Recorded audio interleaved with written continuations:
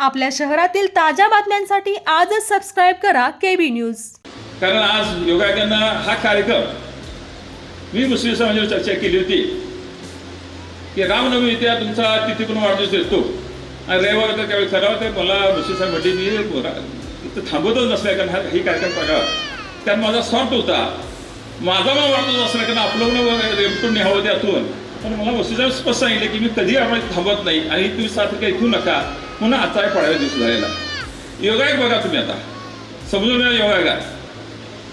किती दिवसांना रामनवमीला त्यांचा वाढदिवस असतो म्हणजे ते 7 तारीखाने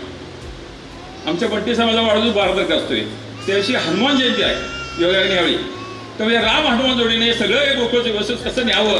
ही जबाबदारी तुमच्या दोघांची आम्ही सांगतो संशयाला बोडे तुमच्याकडून नाही तुम्ही राम हनुमान जोडी आहे तुमचं कॉर्डिनेशन हे पक्ष तर नाही आहे मुस्लिम साहेब ना कसं करता हे कळतं आणि बंटी साहेब त्याला मदत करतील ही आपण पाडव्याशी अतिशय चांगली इच्छा मी ह्या करतो संचालनाच्या मनात तेच आहे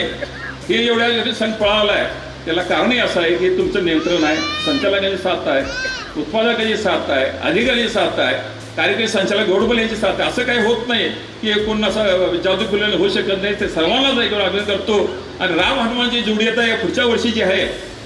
12 तारखेला हनुमान जयंती आहे